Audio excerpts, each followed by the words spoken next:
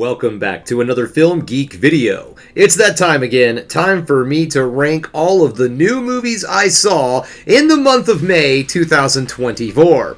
Now the system I like to use is the good old tried and true US grading system. A, B, C, D, and F. A, best of the best, top notch, top shelf, one of the best movies, possibly going to get awards, going down in the history books as a classic, at least in my opinion. B, not quite an A, but still very, very good. This movie is probably still classic bound, could possibly win some awards, and it may, resonate into the zeitgeist, if you will.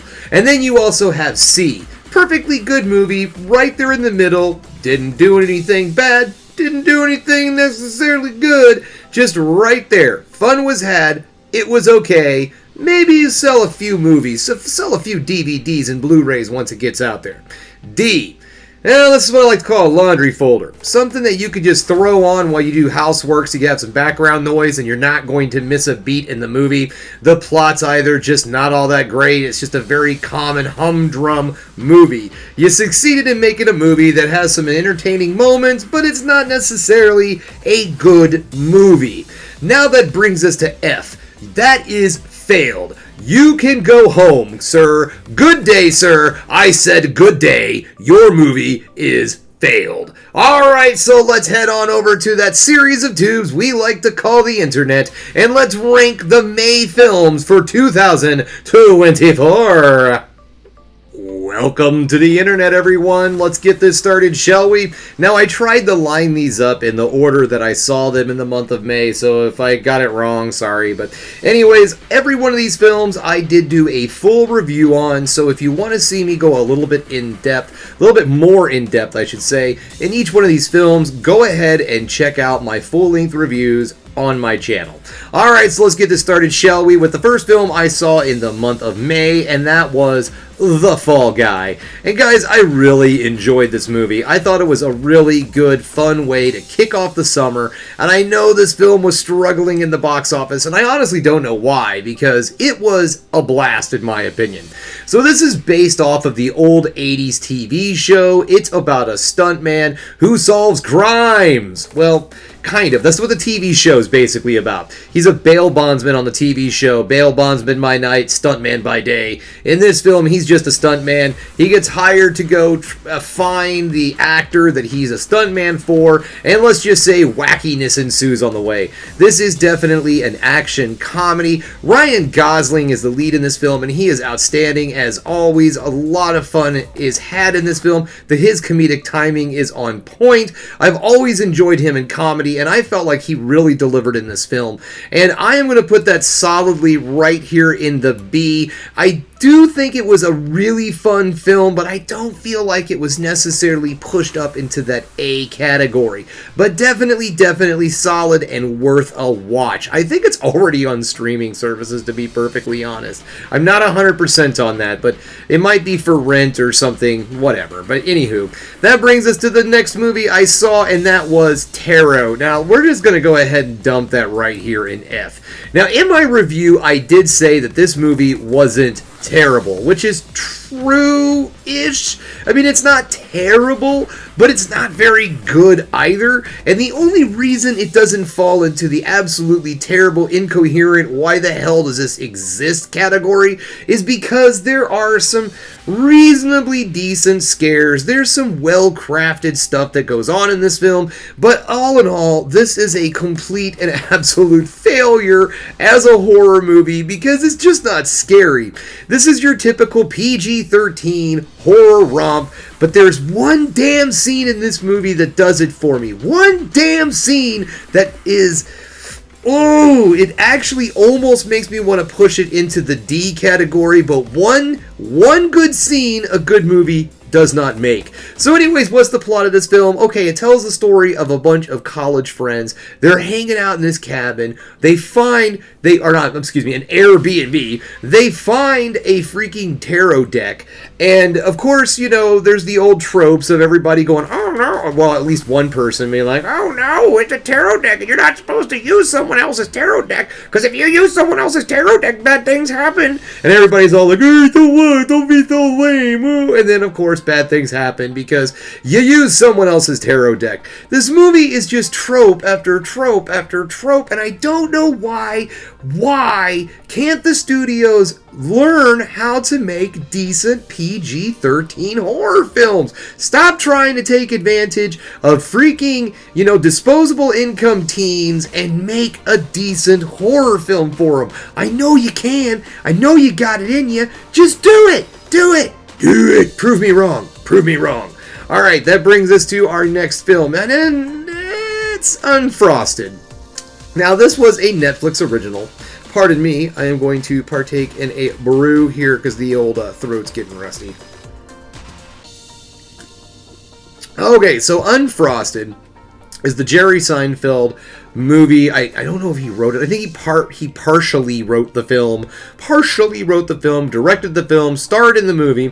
Netflix original that tells the story of how the Pop-Tart came about. It is just comedy overload, in my opinion. It's not a terrible movie, but it just seems like there is a comedian for every occasion in this movie, and so I feel like it tries too goddamn hard to be funny. It's like there was a joke quota and they had to meet it in this film. It's like, what's the deal with all the jokes? Why do I constantly hear a joke every 2 minutes when I'm watching this movie? That's my terrible Jerry Seinfeld impersonation, and I'll never do it again except for, I don't want to be a pirate! No, I'll never do it again, I promise.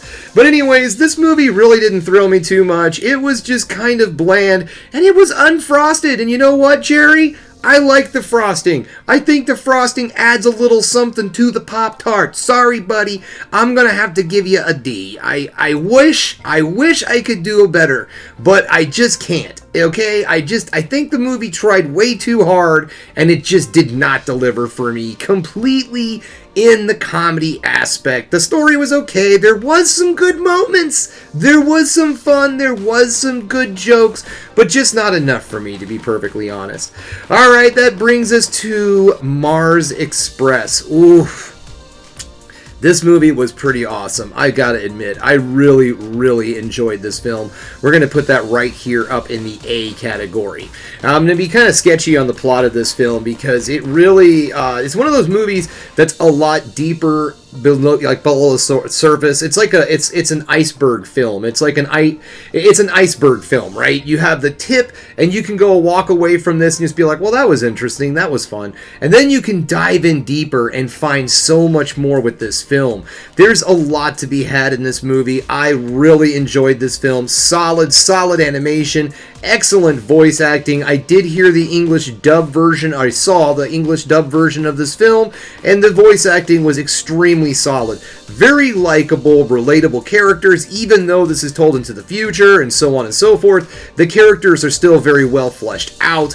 This is a serious film. This is not just goofball animation or, silly anime or whatever you want. This is a very extremely well-made, well-animated, solid story, very character-driven type of film. And I absolutely loved this movie, and I cannot wait till it's released on physical media. At least I really, really, really hope that this one's getting released on physical media because I cannot wait to watch this movie again at my own leisure. Alright, that brings us to Kingdom of the Planet of the Apes. Now, in my review, I was like, why did they do... I said the same thing over. What I was trying to say was, okay, it's Kingdom of the Planet of the Apes. Why couldn't it just been Kingdom of the Apes? Why did we need all the freaking adjectives? Alright, but anyways, Kingdom of the Planet of the Apes. I did enjoy this film. I thought this was a really good way to tack on a new story in a franchise, branch off into a different area, get some new characters, tell a new story, and also have those characters not connected whatsoever to the old story, or loosely connected to the old franchise. This was honestly what I would have liked to have seen from Star Wars. I would have liked to have seen nothing but new characters. That's just me. I'm not trying to start any kind of internet fighting, but I like the fact that this movie went with fresh characters that didn't have a connection to anyone else in the franchise. So what is the story here? Well, it tells the story of Noah, and he's going on a quest to find his lost tribe. These evil apes show up in his territory, capture his people, and so Noah goes out after them. On the way, he finds a human who, in the previous franchise, you all know, humans have lost the ability to speak and they de-evolve. But this human is different. And so things unravel and mysteries are solved and so on and so forth, and new franchises begin. And I liked it. I really did. And you know what? I am going to throw that one. I'm going to put it at B because I don't think it had the edge enough to put it up in the A category. Because yes, Noah was a great character, very well fleshed out, liked him a lot, but he was pretty much the only one that got really fleshed out. And then a character that I really liked in this movie may not be coming back later on in the franchise, and I'm upset about that. But anyways, moving on. That brings me to my next film, Babes. Alright, I'm just going to put this right up here in A, because honestly, this movie both made me laugh, it got me teary-eyed, it got me thinking, getting nostalgic about my kids when they were little and all of the things that were going through my head. This movie is very solid. It's so grounded in reality, but at the same time, so weird and fun and funny. Not weird as in like, you know, strange or anything. There's just kind of, I guess, again, like that Parks and Rec type of slightly oddball kind of humor, but the film itself tells an excellent story, and with an extremely good cast, very well acted, very funny when it needs to be funny, very dramatic, and very, you know, thought-provoking when it needs to be. It tells the story of two long-term friends, and one of those friends has decided that she wants to have a family, get married, and so on and so forth. The other friend is still trying to figure out where she wants to go in life. Well, I mean, I shouldn't say it that way. She knows where she wants to go in life. She's just unsure of, you know, some other things, like does she want a family, so on and so forth. Is she going to find someone to have a great relationship with? And then through a one-night stand, she becomes pregnant, and bada bing, bada boom, there you go. I thought this movie handled a lot of very sensitive subject matter in a very good way. I like the way they had the father, you know, of the child not be some just like take off deadbeat dad. The reason why he's not in the life of the child is made very important. It's given a good reason in the film. So all in all, I thought this was an extremely well-made, well-crafted film that got you in just all sorts of areas. It got you in the feels, it got you in the laughs. Just a solid, all-around great movie. Oh my gosh. Woo! I'm a drinking heavy tonight, aren't I? That's okay. I brought another because I knew I was going to have a lot of movies to talk about. So I need the lubrication. All right, that brings us to our next one. And this movie... This movie really disappointed me, guys. Now, I'm not going to sit here and try to pretend like I'm a super fan of Amy Winehouse, but I do really respect her music, and I respect her as an artist. Yes, she only put out 2 albums, but both of those albums are extremely solid, very well made, very well crafted songs. And unfortunately, I don't feel this movie lived up to the level of her music and the talent that she has. This movie was just a bland, boring biopic. It did not give us anything new or bring anything to her story. We already know all the trauma and we know all of the drama and such that happened during her short time on this planet. We didn't need to know about that. I wanted to know more about her artistic vision. I wanted to learn more about the writing process that she did to create such wonderful and beautiful music. And this movie did none of that. This was just a completely surface level, boring, bland biopic, and I just can't get behind it. I want to give this movie at least a D, but the more I listen to Amy's music, I just can't. I gotta give it an F. I really do. And that really saddens me a lot because I really was looking forward to this movie, and I was quite disappointed in it. Alright, that brings us to our next one, and another freaking disappointment. And not only that, not what we were promised. And that is The Strangers Chapter 1. This film... Oh, this movie, again with the tropes, again with the stupid decisions, again with the overuse of scares. You know, I'm done. I'm so done with watching movies like this. For God's sakes, there are really well-made slasher home invasion films out there, and this movie tried to emulate them, but it was just terrible. There is just so many dumb decisions in this movie. It should have been called Strangers Chapter 1, Dumbasses Run. That's what this film should have been called, because there's so many opportunities in this movie that they could have just got away, but no, they stop, they look, or whatever, and it's just, God damn, it was just boring and bland and the same old bullshit that these films keep trying to feed us. And it was a prequel. Or no, it wasn't a prequel. It was a remake. We were told that we're going to see 3 new films coming out this year, mind you, and each one of them was going to tell the story of how the Strangers came to be. And after I watched this movie, I thought maybe I was going crazy. Maybe I didn't see it right in the trailer. But no, I went back and watched the trailer, and it said in the trailer, see how the Strangers became the Strangers. And it doesn't. It's just a remake of the first movie and poorly executed. And you know the worst damn thing about this movie?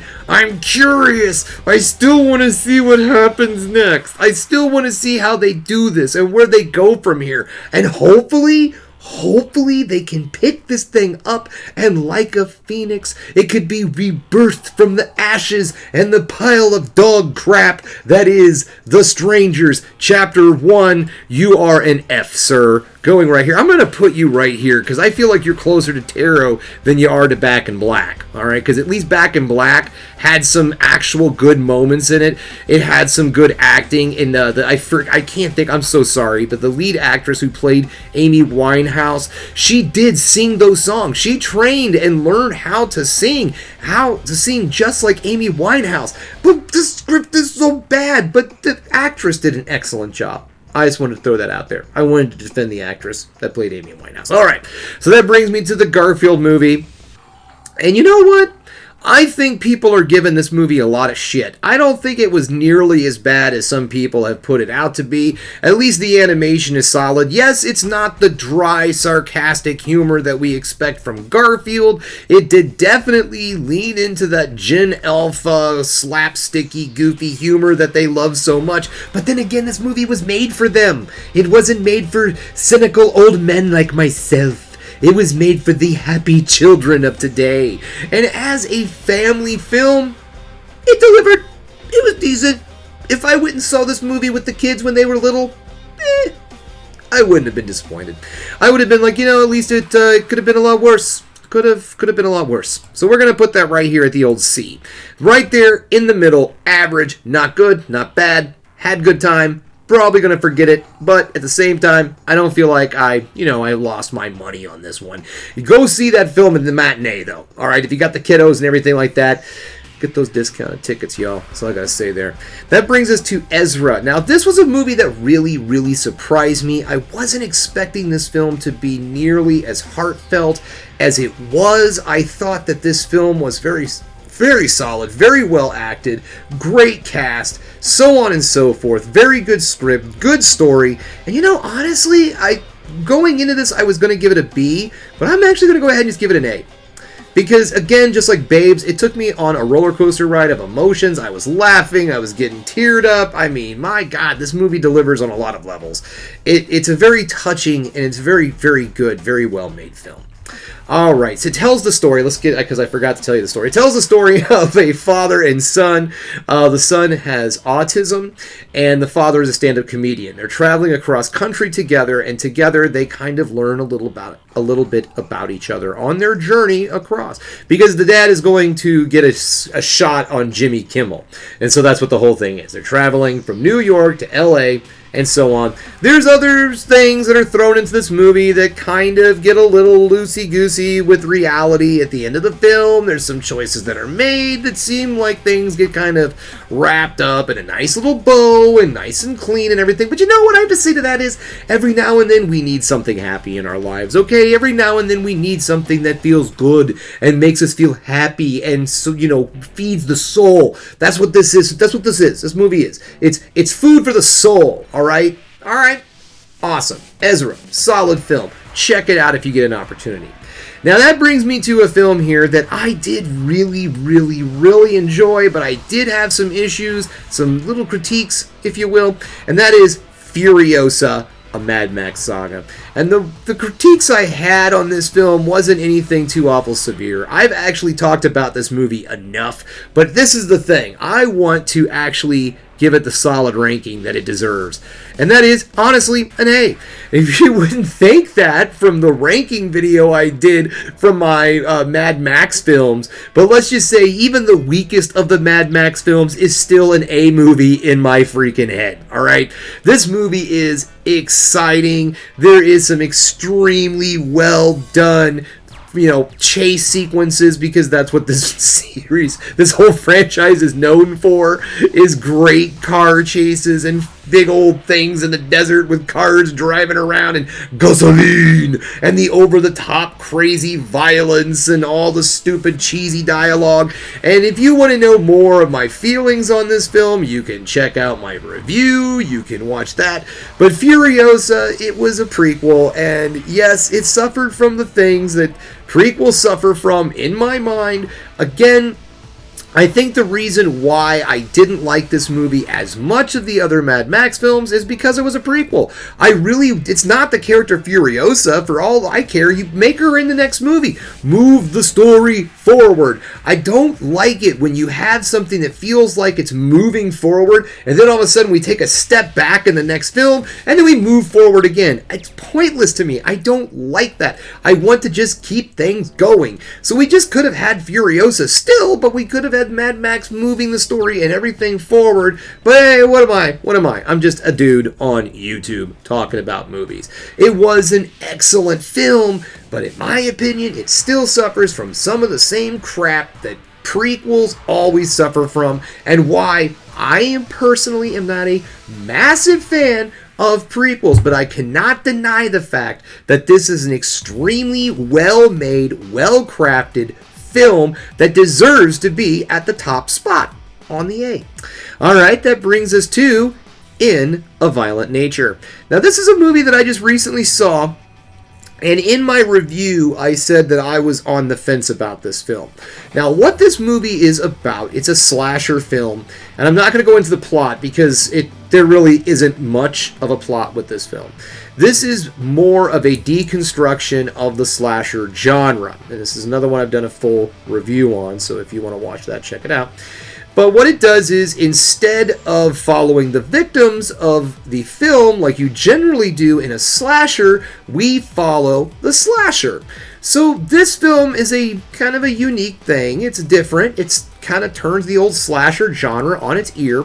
And to tell you the truth, guys, I did enjoy this movie. There was some good elements in this film, but calling it a full-fledged movie, a full-fledged film, because of its lack of a story, its lack of character development, or characters, to be perfectly honest, this film is cool. It does have some neat aspects to it, and I feel that it does bring some new life to a stagnant genre or subgenre of horror. But it didn't necessarily work 100% for me as a full-blown film. I felt like this was kind of like a tech demo. All right, you know how when a video game company puts out a new console, all right, and they give you that free game, like let's just use the Nintendo Wii as example, because everybody bought a Nintendo Wii, right? Well, so it came with Nintendo Sports or whatever it was called, okay? That was just a tech demo. All that game was to show you what that system was capable of doing. Back on the PS2, there was this weird fireworks video game that came out that served absolutely no purpose but to show you, hey, look how neat the graphics are with this thing. It was a tech demo. And I feel like that's kind of what this movie is. Not trying to say anything bad about it, because it's extremely wonderful in that technical aspect. The movie looks amazing. The special effects look really freaking real. Even though some of the over-the-top kills are kind of cartoony, you still sit there and go, I don't know, did that happen? It looks that good. The violence in this film is bloody, it's raw, it's gratuitous. If you have a weak stomach, this film isn't for you. This movie is balls to the walls violence. Period. That's all this movie is. But what I mean by tech demo is I feel like this movie is made for someone to take to the director of the film and say, look what I can do. And what they can do is deliver in cinematography, in the special effects, and things of that sort, in the makeup. But when it came to the story and characters weren't there because of the fact that we're following a silent stalker character and the plot is told around him. So like he'll walk up to, for instance, just like in Friday, this second Friday film, when they're all sitting around the fire and they're talking about Jason and they're telling you about the events of the first film and so on and so forth. They have a totally cool scene, don't get me wrong, in this movie just like that, where they give you all the information you need to know about the big baddie of the movie. And it was well executed, but that's kind of how the story is in this movie. But it doesn't allow you to get any like or dislike for the characters, because all of the victims are complete and absolute horror movie tropes, and our slasher never talks, so you don't ever get any kind of personality or anything out of him. And I know he doesn't really need to talk to get a personality, but there was zero personality with this guy. And another thing about this movie that I thought was actually kind of cool is the fact that it's quite serene. The film is filmed in the forest and all. They use natural lighting, which was gorgeous. I loved the colors and everything of the forest, and it also made everything very relaxing and calm. I felt like I was at a spa and then a guy with an axe shows up. But this movie, unfortunately for me, because of the fact that I feel like it's good as something that I feel you need to witness and experience, I don't necessarily feel like it was a good movie. I'm going to put it here in C. Right there in the middle. Fun was had, but there's some issues with the film. Alright, sorry, that's just how I feel. Alright, that brings me to the last movie I saw in May, and I saw this on the very last day of May, the 31st, and that is The Dead Don't Hurt. Now, going into this film, I was expecting a bit more of an action thriller type of maybe a little drama, western, because that's what I thought from the trailer. Well, this movie turned out to be a very character-driven drama that just so happens to take place in the time period of the Old West. But I really, really loved this movie. The performances are absolutely outstanding in this film. You have performances from Vicky Creepy, and she is amazing in this film. And then Viggo Mortensen, again, very good. He also wrote and directed this film. It tells the story of two immigrants who decide to seek out into the West to live their lives together and just not be bothered in this area of California. Well, due to some to some other things that are happening around them, Viggo Mortensen's character goes off to fight in the Civil War and goes to fight for the Union in the Civil War, and she stays home, and let's just say bad things happen while he's away, then he comes back home, so on and so forth. This is a slow burn, very character story driven drama. If it's not your bag, you're probably not going to like this movie as much as I did, but I absolutely loved this film. I'm looking forward to adding it to my collection and watching it again. Even though the film clocks in at about a 2-hour mark, it doesn't It does feel that way, don't get me wrong, but it doesn't stop entertaining you. You do know that you have gone on one hell of a ride, though, or at least a trip in this film of just absolute beautiful cinematography and some of the finest acting I've seen so far this year. So we're going to put that right here, in my personal opinion, in the A's. Yep. So May has actually turned out to be a pretty solid month for me. There was a lot of good movies that came out, but there was 3 that just quite didn't make the bar. Well, you know what, guys? That's all we have. I was able to just do the one. Just a little bit left in there, just enough for that final swig. But alright, guys, this brings us to the end of another Film Geek video. If you liked what you saw here today, go ahead and subscribe to the channel, ring that bell for notifications, and give me the old thumbs up so I know you like what you're seeing. And if there's one more thing you can do, folks, that is keep watching movies. You know I'm gonna.